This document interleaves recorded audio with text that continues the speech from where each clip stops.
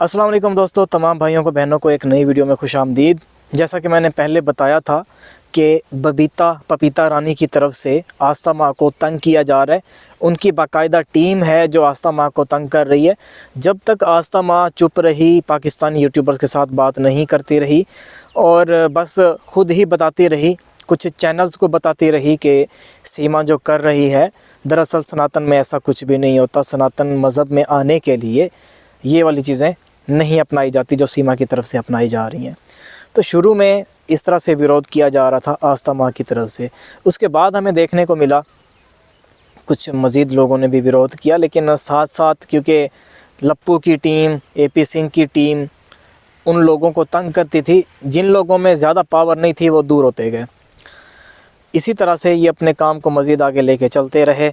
जैसा कि मैंने बताया था कि एक साधु बाबा भी गए थे सीमा को शिक्षा देने के लिए कि तुम जिस तरह से कर रही हो, दरअसल सनातन मज़हब में ऐसा नहीं होता। अगर तुम वाकई में सनातनी बनना चाहती हो तो कुछ चीज़ें हैं जिनको फॉलो करना पड़ेगा। अब क्योंकि सीमा जो रूल्स होते हैं सनातन में आने के लिए, उसको तो उन्होंने फ़ॉलो नहीं किया हुआ था, ना उसने बच्चों को फॉलो कराया हुआ था, ना खुद किया हुआ था। तो फिर इसलिए उसने उस बाबू को, साधु बाबा को तो पिटवा दिया, लेकिन साथ ही एक और टीम बुला ली जो कि असली साधु थे, नकली थे। वो तो देख के ऐसा लगता था जैसे खुद ही बनाए गए हों, एपी सिंह की तरफ से कुछ लोगों को बना के भेजा गया हो। इस दौरान एटीएस की मैंने बात की। एटीएस की टीम इन्वॉल्व है इस पूरे मुद्दे के अंदर, पूरे मामले के अंदर। यहाँ पे आपने एक चीज़ सोचनी है, बड़ी मज़े की बात मैं भी आपको बताने लगा हूँ। आपने देखा होगा कि मोदी सरकार की तरफ से जितने भी इल्लीगल तरीके से लोग रह रहे हैं हिंदुस्तान के अंदर, चाहे वो नेपाल के हैं, चाहे वो भूटान के हैं, चाहे वो किसी भी कंट्री से हों, आसपास के जितने भी कंट्रीज़ हैं, सब लोगों की शनाख्त करके उनको वापस भेजा जा रहा है। जैसा कि अभी आपने पाकिस्तानी साइड से देखा था, जितने भी अफ़गानी पाकिस्तान में इस वक्त मुकीम हैं, रह रहे हैं पाकिस्तान के अंदर, उनको भी वापस भेजा जा रहा है। हमने ये वाली चीज़ देखी। फिर मैंने पॉलिटिक्स की बात की थी कि पॉलिटिक्स किस तरह से खेली जाती है।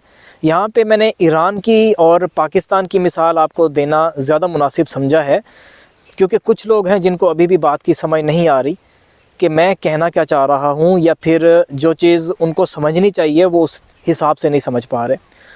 ईरान पाकिस्तान का मसला हुआ, अभी आपने देखा कि ईरान ने पाकिस्तान पे अटैक किया, जवाबी कार्रवाई पाकिस्तान की तरफ से भी की गई। अब यहाँ पे सोचने वाली बात क्या है वो मैं आपको बताता हूँ। कोई भी न्यूज़ चैनल इस बारे में बात नहीं कर रहा, लेकिन आप हिस्ट्री के मुताबिक देखें कि क्या क्या चीज़ें कैसे कैसे होती रहती हैं, वही मैं भी आपको क्लियर करूँगा। देखिए, ईरान के अंदर मामलात जो हुकूमत के लिए हैं वो बड़े नासाज चल रहे हैं। हुकूमत के लिए घेरा तंग कर दिया गया है आवाम की तरफ से। ईरान की आवाम चाहती नहीं है कि जो इस वक्त प्राइम मिनिस्टर हैं या जो इस वक्त डिक्टेटरशिप चल रही है वो इसी तरह से बरकरार रहे। उनकी कोशिश ये है कि ये लोग जल्द अज जल्द गायब हो जाएं। तो इस दौरान हमें ये देखने को मिला कि ईरान ने इन मामलात को टेढ़ा या फिर आप जो भी कहें करने के लिए अटैक किया पाकिस्तान के ऊपर, और उसके जितने भी पड़ोसी कंट्रीज़ हैं सब के अंदर उन्होंने अपने मिसाइल फेंके और मुख्तलिफ़ वजूहात बताई कि ये मसला है, वो मसला है।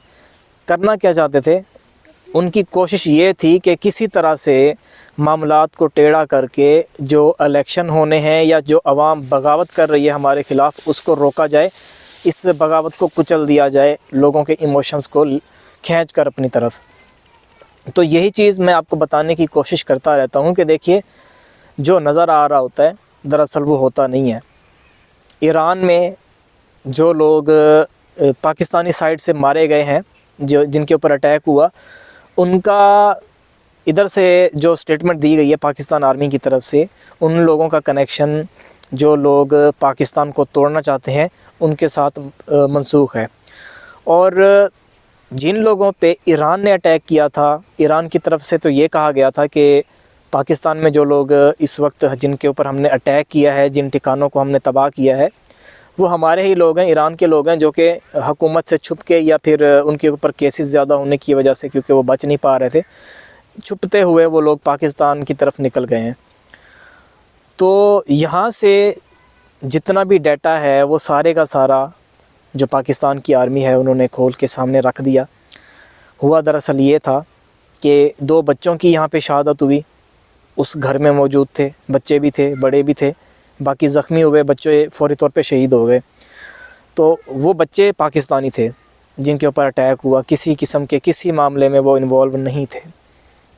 अब यहाँ पे आपने देखा कि बाकी कंट्रीज़ के ऊपर भी अटैक किया गया ईरान की तरफ से। तो ये पॉलिटिक्स होती है, ठीक है। तरीका एक होता है जिसके इस्तेमाल से इन चीज़ों को खेला जाता है। यही वजह है, मैं आपको यही बात समझाना चाह रहा हूँ कि देखिए सीमा का मामला, घूमा हुआ मामला, टेढ़ा मामला, किसी किस्म का सीमा के पास सबूत नहीं। जो उसने बातें की हैदर उसका शौहर नहीं है, वो साबित हो रही हैं गलत। पासपोर्ट कैसे बन गया, बाकी मामलात सीमा के कैसे सीधे हुए। जो आईडी कार्ड है सीमा के पास, उसके ऊपर बाकायदा तौर पे हैदर का नाम लिखा हुआ है, सीमा हैदर लिखा हुआ है ना। 2 साल पहले तलाक में ऐसी चीज़ें नहीं होती। तो मामलात को ये औरत घुमा रही है, सब कुछ कर रही है, हिंदुस्तान में लोगों को निकाला जा रहा है, उसके बावजूद सीमा को कैसे रखा जा रहा है ना सोचने वाली बात। तो यहाँ पे यही मामलात देखने के बाद हैरत होती है, बहुत बड़ी हैरत होती है। दुनिया घुमा रही है, हम घूम रहे हैं, हमें ये हमारे माइंड में ही नहीं आ रहा कि हमें कैसे कैसे घुमाया जा रहा है। आप सर्बिया की मिसाल ले लें, आप रशिया की भी मिसाल ले लें। रशिया ने भी काफ़ी कंट्रीज़ के साथ या काफ़ी इस तरह के लोग हैं जिनके साथ मामलात टेढ़े किए और वो लोग फिर इनके साथ मिल गए। क्योंकि जब हालात ख़राब किए जाते हैं, लोगों के पास 2 ही ऑप्शन होते हैं, या ज़िंदा रहेंगे या फिर मर जाएंगे। अगर ज़िंदा रहेंगे तो ज़िंदा रहने के लिए क्या करना पड़ेगा, उस कंट्री की वो बातें माननी पड़ेंगी जो वो चाहते भी नहीं है कि माने हम। अब सीमा का इस्तेमाल भी इसी तरह से किया जाएगा। यूनाइटेड नेशंस ये लेके जाएंगे, लेकिन कोई इनका फ़ायदा नहीं होने वाला वहाँ से। ना सर्बिया का ये जो बोस्निया का मसला हुआ था, वो भी यूनाइटेड नेशंस वहाँ पे मौजूद, उनकी टीम बाकायदा मौजूद थी, फ़ौज भी यूनाइटेड नेशंस वालों की मौजूद थी। उसके बावजूद 25,000 लोगों का कत्ल वहाँ पे कर दिया जाता है, मुस्लिम्स का। कोसोवो अल्बानिया के साथ एक कंट्री है जिसका नाम है बोस्निया, अगर आपको नहीं पता तो ये सारे मामलात हैं जिनको बार बार टेढ़ा किया गया, टेढ़े होते रहे, करते रहे ये लोग। यूनाइटेड नेशन ने आज तक कोई मामला सीधा नहीं किया, उसके बावजूद सीमा को वहाँ पे लेके जाया जाएगा। क्यों लेके जाया जाएगा? ताकि अगर यहाँ से हैदर को अगर वीज़ा मिल जाता है तो मामलात को टेढ़ा करने के लिए ये उस तरफ निकल जाएँ, अमेरिका वाली साइड पे, कि हमने अपने मामले को यूनाइटेड नेशंस में पेश कर दिया। भाई क्या मामला है तुम लोगों का? मामला है ही क्या? यही कि एक औरत हिंदुस्तान भाग के गई है, पाकिस्तानी औरत हिंदुस्तान भाग के गई है, यही मामला लेके जाओगे? सिर्फ पागल बनाया जाएगा आवाम को, आपको और मुझे पागल बनाया जाएगा सीमा की तरफ से और सीमा की टीम की तरफ से। और हम हैं कि आगे से क्लैप करते रहेंगे, हाँ यार सीमा के साथ बुरा हो रहा था, चलो ठीक है यार अब चली गई है, वहाँ पे इसका मामला सीधा हो जाएगा, हिंदुस्तान में रहने की इजाज़त मिल जाएगी। ठेंगा मीन ठेंगा, कुछ भी नहीं होगा। नेताओं की अपनी कोशिश है सीमा इधर रहे,